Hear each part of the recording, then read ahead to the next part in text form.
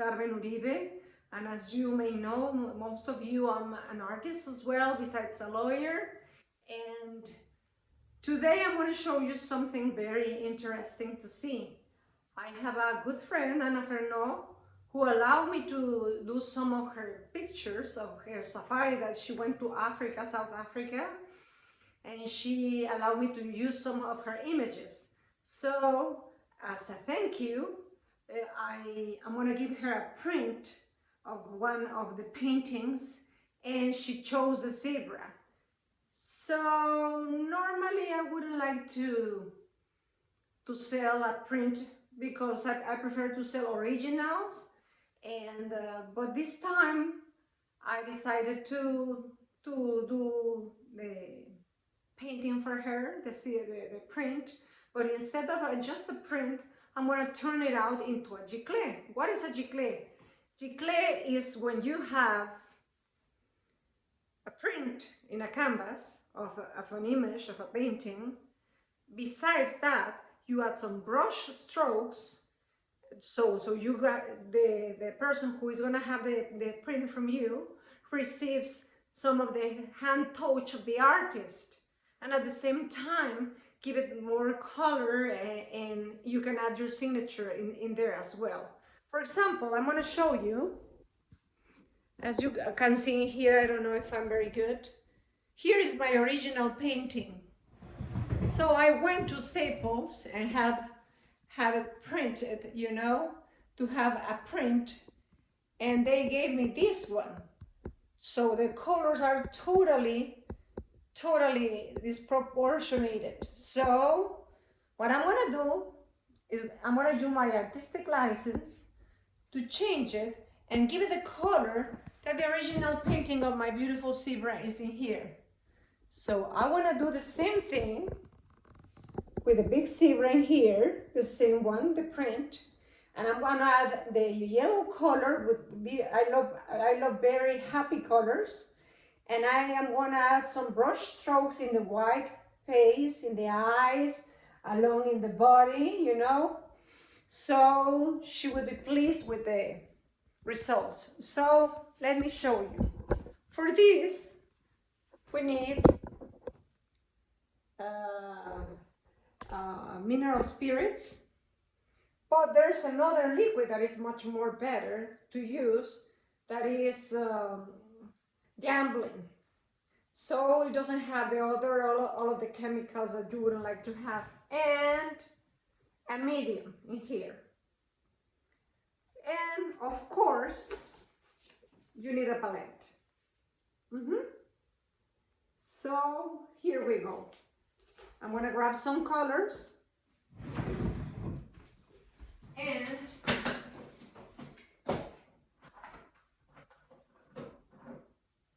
one of my favorite colors, as I was taught by one of my first teachers in paintings, Jane Koons, is the Naples yellow.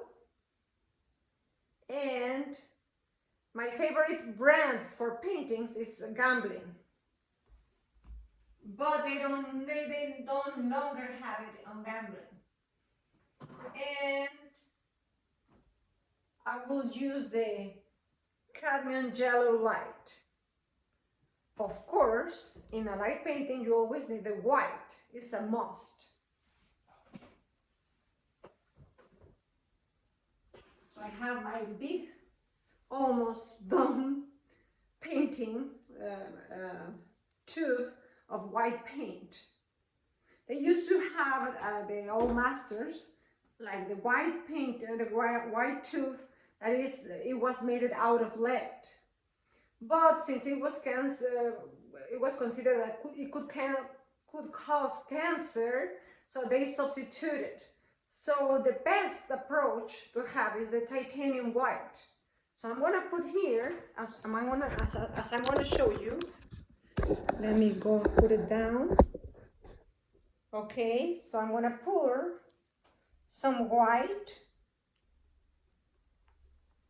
It's hard to squeeze because it's about to be finished, this tube. Okay, some of my Naples yellow, a bunch because it's a big canvas. And my gosh, the reason that the oil paintings are expensive is because the oil colors, and especially the wood materials, are very expensive as well. So now I'm going to put the cadmium yellow light. So we're done with that. And okay, let's go back in here. And what you would like to do is to use a brush, a filbert brush, for example, a little bit wider, so like this one, so you can do more canvas. And I'm going to mix the colors. Okay, I'm going to maybe mixing the colors.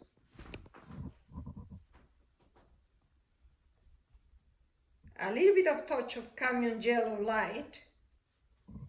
And when you are starting a painting, it's very recommendable to start with the mineral spirits or the gambling liquid when you're mixing. But once you have your canvas painted and you want to add layers, you need to work with mediums.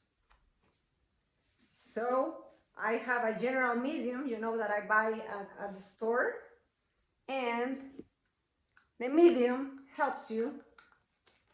Oh, it's difficult to open. No.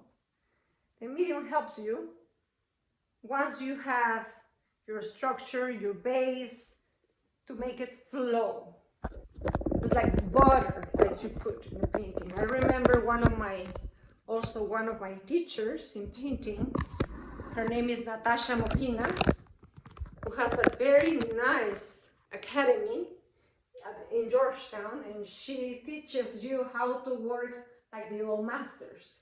So that takes months and months for doing a painting, because you do it in layers and layers and more layers. So let's start with the work. Okay, are you ready to see? Okay. So here,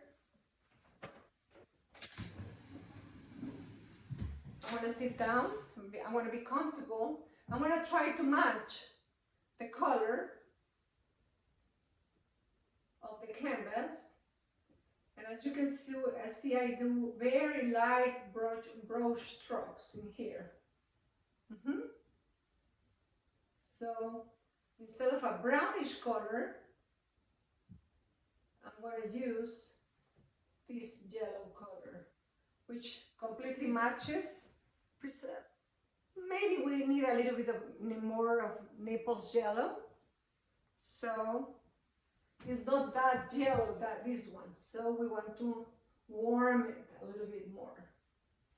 So I'm doing this. And supposedly when you paint, you need to grab the brush from the tip, so you work more loosely. So from now on, I'm going to remove a little bit the zebra, sorry. I'm going to put it here aside because I have an idea of the color. So what I'm going to be working is in this zebra here, to make it more lively, more beautiful, especially in these days that we have with a lot of dark days. I hate, you know, I love Washington, but I hate that in this time at 5 o'clock it's already dark. So you see, carefully I'm trying to do the brush strokes so I don't interfere with the hairs of the zebra. Okay, so and I continue. I try to blend it up a little bit. And voila, it's getting much, much better. So I'm going to continue mixing in here.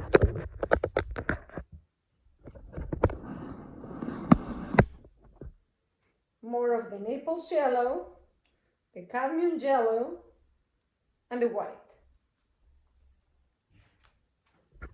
So let's go back ahead with our zebra that we're working, and we're gonna give it a lot of shyness and life. Uh-oh. As you can see, I just made a mistake on one of her eyelashes. I touched it accidentally.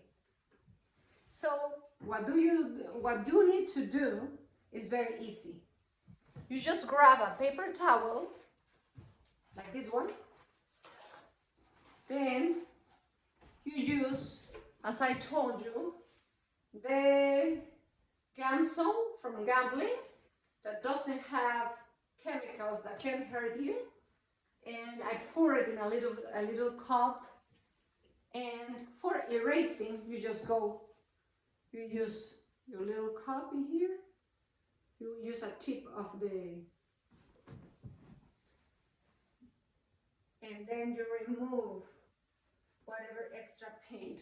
So now my zebra friend, she is a little bit angry with me because I shortened her eyelashes. And as you can see, I love to put in my animals, even if they have shorter eyelashes, I like to give them more expression, you know, because the eyes for me are the soul for everything.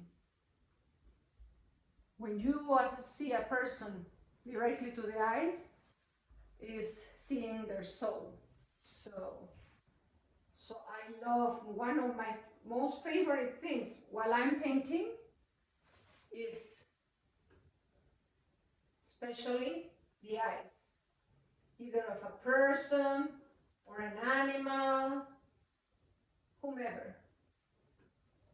So, for example, with my Russian teacher, I learned that, for example, if you have a shape in here, you're not gonna do like a circular shape because it's gonna look everything in the same direction. You need to move your brush strokes outside from the shape of the mouth of the giraffe. So for these little details, I'm using this little brush so I don't go inside of the eyelashes of the zebra, as you can see in here. Depending on what you're doing, you're gonna need little, big, etc., etc.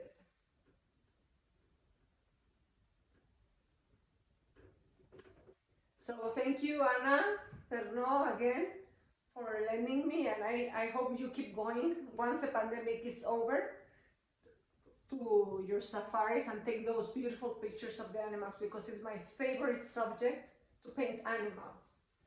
Look at me today, I went to the gym, I'm sweaty, I didn't even take a shower, but I said I'm gonna show my friends a little bit how, the way that I work with painting, no? Now we're gonna go around the mouth. The same thing, we're gonna try to move out from there, not do circular lines. Instead of that, we're gonna do vertical lines so the painting has more flowing. It was a sunny day, but there are some days, especially during winter, that they are cold. But for me, these days have been very sunny. So as you can see, I'm covering all of the spots. They're working their way out. And here in the grasses, I'm just gonna add some touches, you know, so it blends perfect. You can use more medium if you want the painting to blend even more.